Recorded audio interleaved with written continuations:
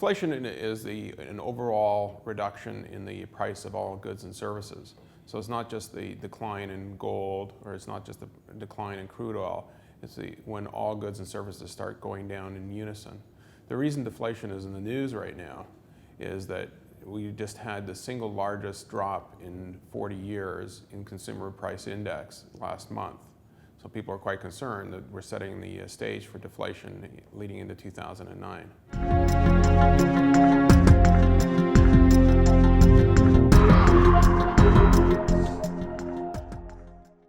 The problem with the deflation is that initially, it's often viewed as a beneficial thing, because all of a sudden things are cheaper. Your LCDs are cheaper, your different products in different stores are cheaper, and you think, well, that's good news.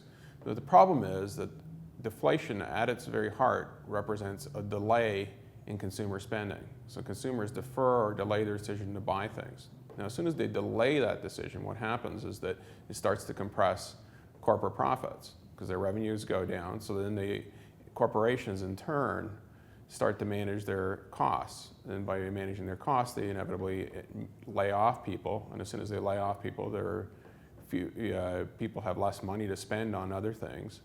So that cycles through again, and then asset prices continue to decline, and then banks are less willing to lend.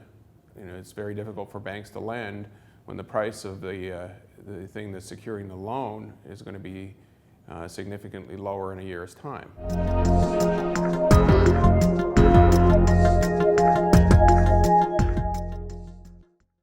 So the way to combat deflation is that you can combat it on two fronts. You can combat it on the monetary front, so that means the central banks do what they've been doing, which is lowering rates, making interest rates cheaper, so that it encourages people to take out loans or spend money, or make the loans that they already have carry on a more favorable basis. The second thing they can do is use fiscal policy, and by using fiscal policy, the governments will start spending money. And we've seen that across all the industrialized nations. They're all announcing infrastructure spending programs, which means that all the governments are spending to take up the slack where the consumers are stacked back. Currently, inflation rates are still running at around 2%, so we're not in a deflationary environment. But certainly, we have the potential for a deflationary environment. And the trick with deflationary environments is that you have to act before it arrives. That was the key lesson that came out of the Japanese experience in the 1990s. And the governments, both here and abroad, have embraced what they learned from Japan in the 1990s, and they're acting before deflation sets in. So the coordinated intervention that we've seen both on the monetary and in the fiscal front leave me quite optimistic that we won't see a significant bout of deflation in 2009.